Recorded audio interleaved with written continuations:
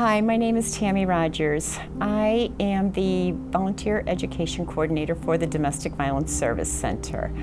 I'd like to welcome you all to our taping of the Empty Place at the Table. Due to pandemic concerns and due to more visibility, we decided that we were going to put it on our website so that way everyone who might be interested or anyone who might be in a situation or have a loved one that is on our table would be able to view it. Unfortunately, this year we still have had deaths due to domestic violence. And this year we've also added another person onto our table. As of right now, 2021, there have been 3 people who died as a result of domestic violence. What I'd like to do is we are going to be showing everybody the different place settings, and I will be describing each place setting as we go along.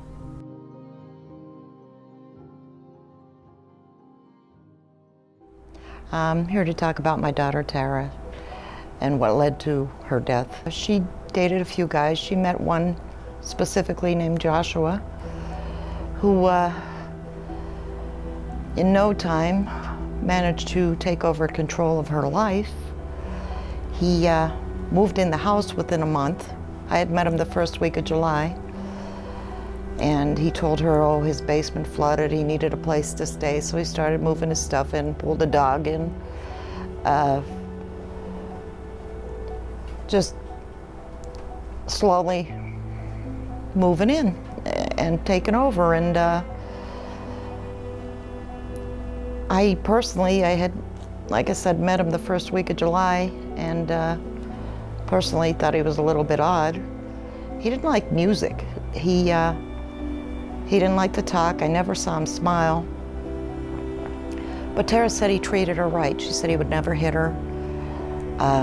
It was more of a mental abuse kind of thing at that point. And she had scheduled some surgeries. She had a stroke in March, which they found 2 aneurysms in her brain. So on July 17th, Josh and I and Tara went to Geisinger for her to have a coil put in. That day, the nurse asked me if I wanted him removed from the hospital bedside, and her and Josh were arguing while she was in recovery. And I told him it was up to her. But like I said, she'd always told me he'd never hit her, he'd never hurt her. And I believed her. And at the same time, he was moving out in a week, which was August 6th. He was supposed to move out. On the night of July 25th, he came to the house when she told him she really didn't want to move out with him. He came to the house. I wasn't there, but I know everything that happened from my grandson telling me.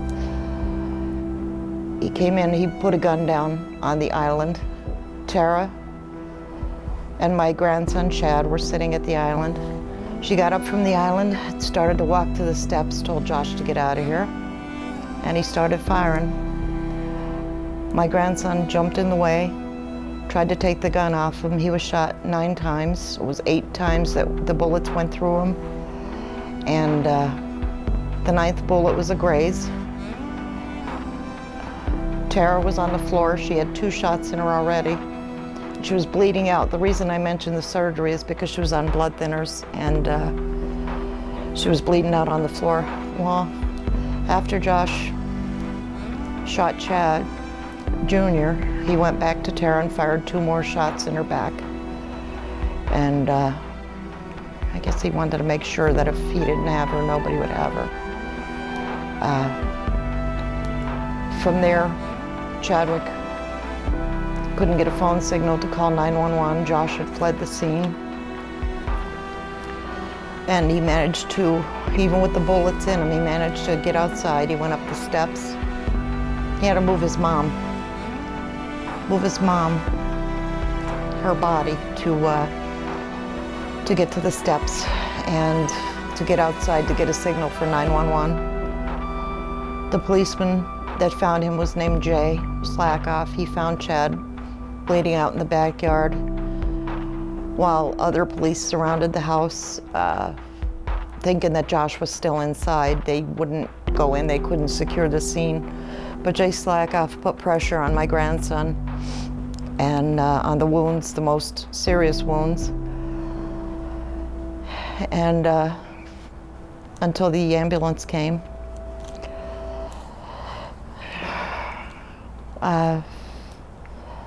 They saved my grandson at General Hospital. Dr. Latham performed emergency surgery.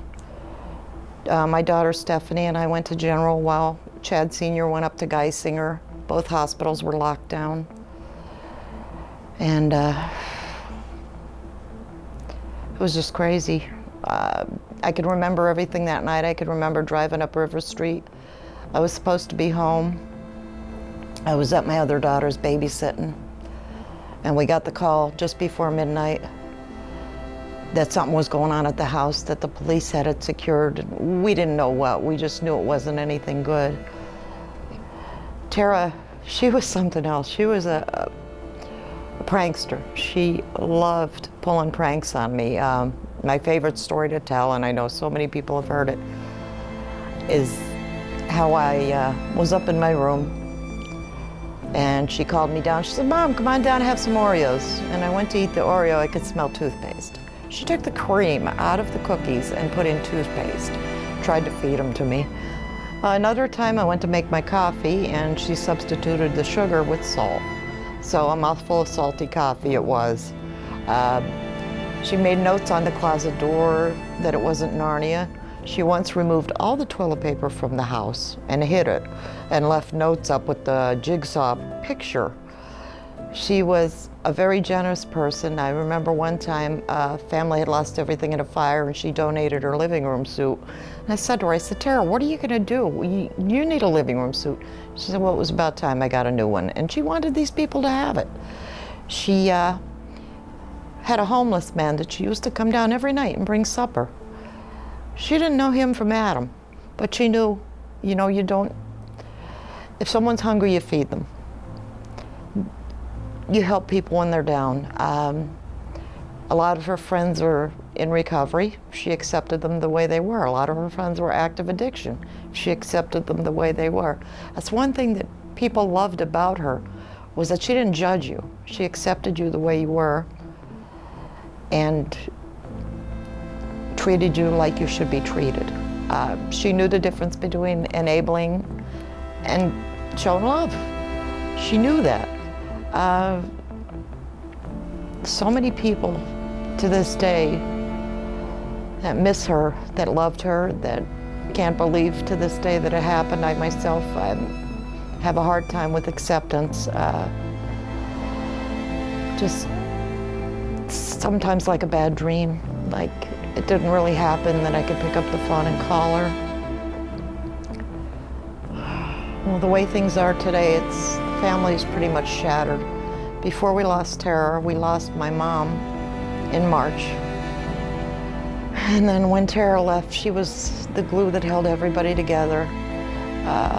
It's caused a lot of heartache, a lot of arguments. The family's separated. I have my son-in-law and a grandson down in North Carolina now. I have Chad Jr. living with me. He stays with me. He actually was my caretaker for a while when I was sick.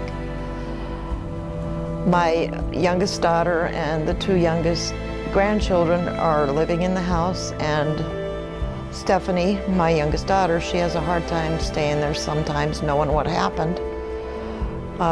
I try to tell her Tara wanted her to be happy too. She wanted her to have the house. She wanted the kids to have a stable home. And try and respect Tara's wishes. We did everything we could as far as when Tara knew she was dying or she could die on the operating table with the aneurysms, she left specifics. She wanted a certain dress, certain jewelry. She wanted a certain casket. She She knew where she wanted to be. She wanted to be in a mausoleum. We did everything to fulfill her wishes. The sad part of it is that we had to do it at all. Getting back to Josh, he was just someone that we all found out later who he really was. He'd been in and out of institutions. He was a convict. He shouldn't have had a gun in the first place. He was just different, and I knew that. I just didn't know how different before all this happened. And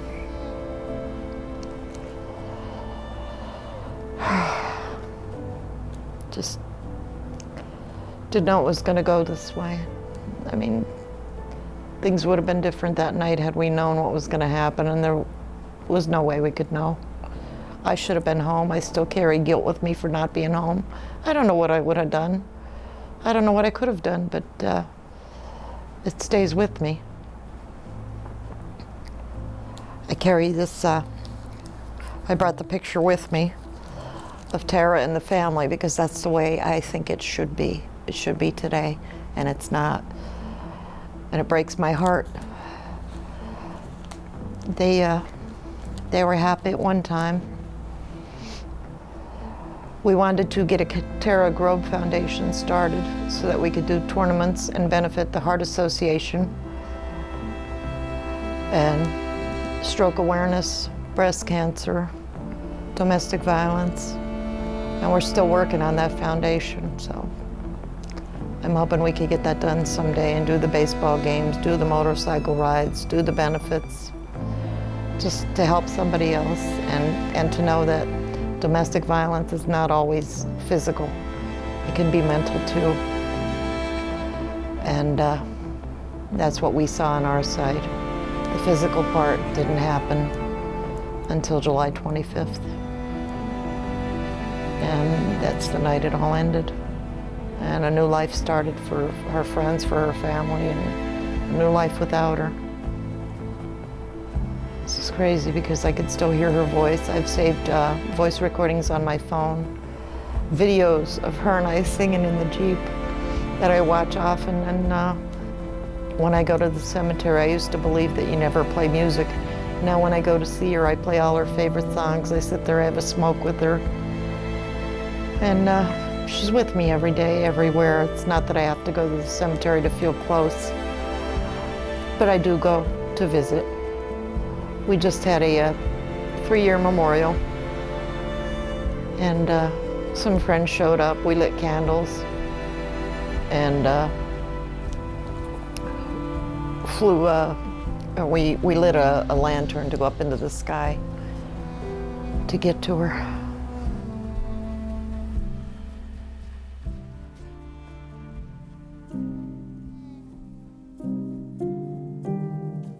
Henrietta Allen. She was 39 years old. She was the mother of 4. Henrietta's favorite color was purple and hunter green. Eric Dupree, he was 16 years old. He also had 2 brothers, Devin Major and Ezekiel Major. Eric loved gaming and music. He was a loving brother to Devin and Ezekiel, and his favorite color was red. Ezekiel Major, he was age 7. He died October 28th of 2017. He was Mom's love bug. He loved gaming and music and wanted to be a surgeon. Devin Major, he was age 12. He died October 25th of 2017. He loved rap music and dance and wanted to be a millionaire YouTuber. Lisa Hargraves was 33. Lisa was 6 months pregnant at the time of her death. Cameron Lee Schultz was age 2. She loved her family and Minnie Mouse. She was killed by her father 2 days before her 2nd birthday. Brian Snyder, he was 37 days old. He died in a fire that was set by his father. Diane Snyder was 24. She was the mother of Brian Snyder. Amy Comley, age 31. She was murdered in her kitchen 1 hour after filing for a PFA. Kawhi Rogers Buckner, age 31. She was the mother of 3 children. loved animals and the color pink. Lynn Ann Hildebrand, mother of a son and daughter. She loved animals, pretzels, and roses. Sandra Montanari. She was killed by her grandson. Rebecca Renninger loved to dance and loved her job as a receptionist at Dr. Stone's office. Kimberly Kruchek, the mother of a young daughter. Her favorite color was purple. Matthew Gailey, age 34, was employed as a prison guard at SCI Frackville. Loved building model airplanes and his boxer Zoe. Stephanie Ladamas was age 17. Loved her friends, family, and her dog Sasha. Marianne Bednar loved baking, Elvis, the beach, and carousels, but most of all her family. This is the place setting for the unnamed people who died as a result of domestic violence.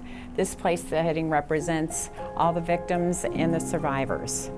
Tara Lynn Grubb, you've heard the story from her mother, Beverly, who told a very compelling story of how somebody doesn't really know what could possibly happen.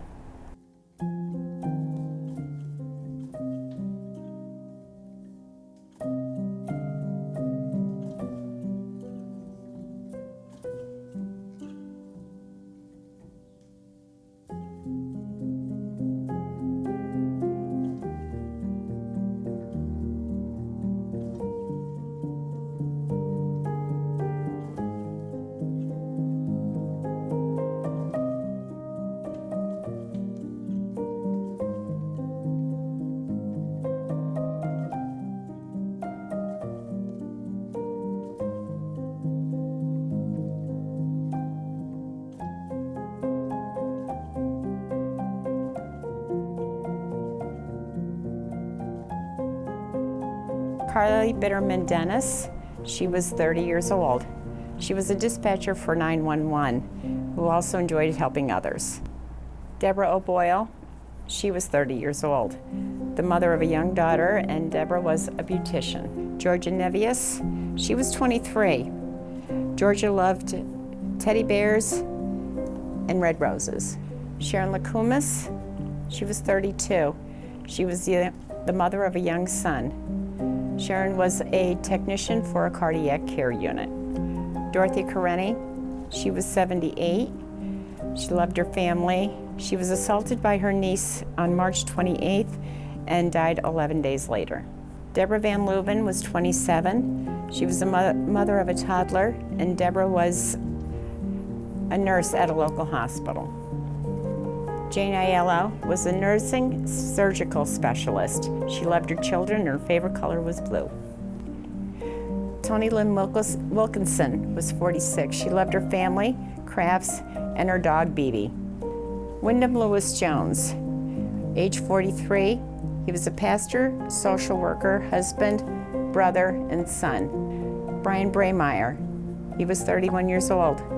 Loved fishing with his twin brother and riding his motorcycle. Lorraine Ambrose, she was 59. She was a devoted mother, nana, sister, and aunt. Her infectious laugh and adventurous spirit will live on. Emily Manelli, she was 25, the mother of two. Emily enjoyed helping people and was a nurse's aide. Richard Jansnewski was age 23. He was an Avoca police officer. Richard died helping a woman who called for help. Tina Marie Marcario, she was 21. She was the mother of two. Tina's favorite colors were country blue and pink. Anna Dorothy Reese, age 75. She was a mother, grandmother, and great-grandmother. Anna loved birds and the color blue. Stacy Marino Walton, she was age 41. She was a teacher and loved her pets, Ugg boots, and was especially devoted to her son, John Ross. Michael Pearson was 40. He was murdered by his partner. Michael's work was helping others.